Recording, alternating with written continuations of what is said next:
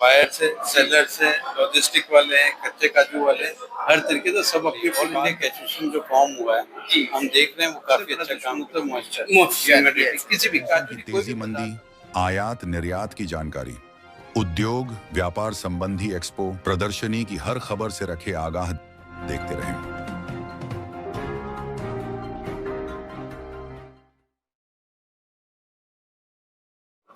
नमस्कार, आप देख रहे हैं केएनएस डिजिटल मीडिया ग्रुप। मैं रंजन एस के उद्योग व्यापार की खास खबरों के साथ।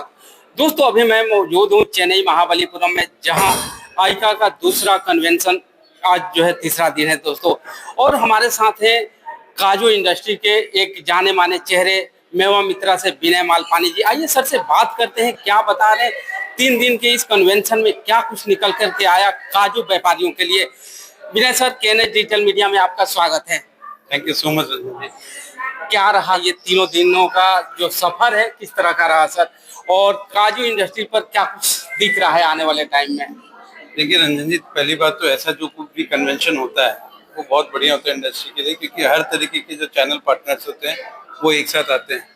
आप ये समझिए कि यहाँ पे बायर से, सेलर से, लॉजिस्टिक वाले हैं, कच्चे काजू वाले, हर तरीके से सब अपनी अपनी बात रखते हैं। सारी चीजें आपस में जो जानकारियां आदान प्रदान होती है तो आगे के व्यापार के लिए बहुत सुलभता से काम करने का एक दिशा मिलती है आगे के महीनों में। जी, कुछ चीजें जो समझ में आई है, जैसे यहाँ पे कि भाई प्रोडक्शन हर चीज का बढ़ रहा है, फैक्ट्रियां काफी एक्सपांशन मोड में है।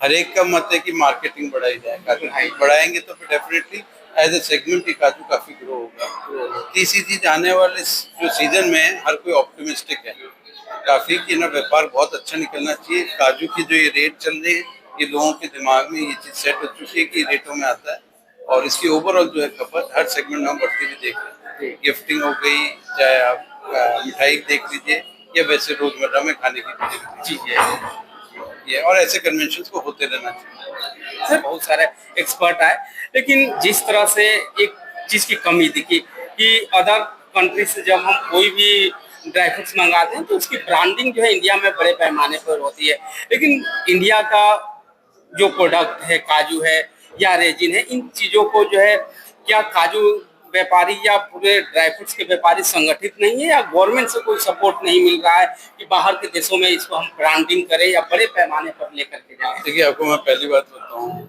ये चीजें सब कुछ हो रही है। ऑल इंडिया एसोसिएशन जो फॉर्म हुआ है, हम देख रहे हैं वो काफी अच्छा काम कर रहे हैं। पिछले 2 साल के अंदर बहुत चीजें नई निकल के आई है। हम फसाई के रूप में देख लें या फिर किसी भी रूप में, आज ये कन्वेंशन भी किसी कारण हुआ है।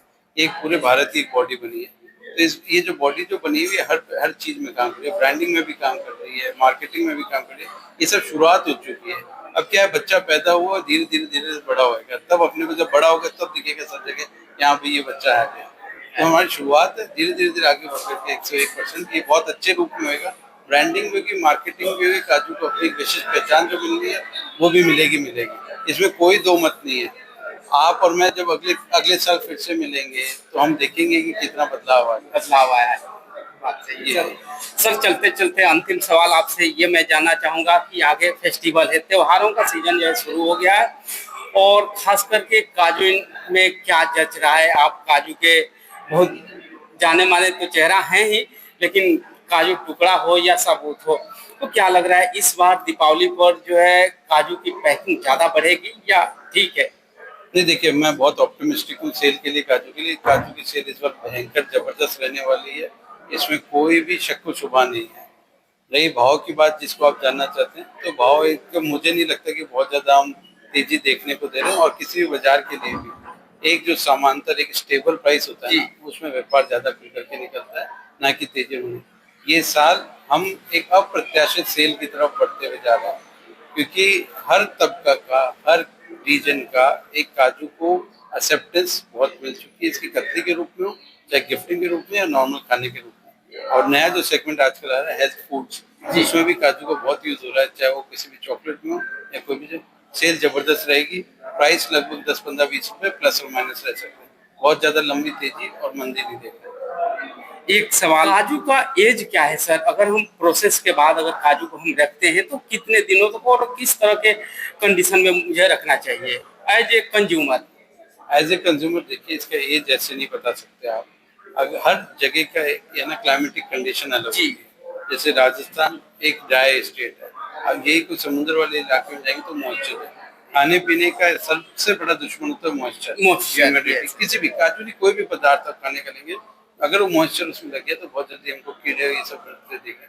आपको कुछ नहीं करना, आप घर पे लेके जा रहे हैं काजू, आप उसको एयर टाइट कंटेनर में रख लीजिए और आप उसको धूप से, हवा से बचा के रखेंगे तो कुछ खराब नहीं होता 8-10 महीने। और आप इतने टाइम का रखना भी क्यों, आप नॉर्मली महीने तो आप सब्जी लेके आते, कोई साल भर की थोड़ी लेके आते, लेकर के आते तो उसको भी एक रोजमर्रा के खाने के रूप में उतने लेके आइए। आपके घर में लगता है कि आप एक महीने में आधा किलो कंज्यूम करते हो, आधा किलो लेके फिर से अगले महीने कर दिए। कोई भी खाने पीने की चीज को लंबे समय का कभी भी नहीं करना, और आराम से उसको आप अच्छे एयरटाइट कंटेनर में शिफ्ट कीजिए और रोज खाइए और मस्त रहिए और स्वास्थ्य को अच्छा रखिए।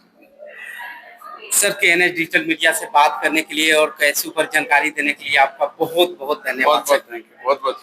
तो दोस्तों आप सुन रहे थे विनय मालपानी जी को मेवा मित्रा से। इसी तरह KNS डिजिटल मीडिया देखते रहिए, लाइक कीजिए, शेयर कीजिए और सब्सक्राइब कीजिए। धन्यवाद।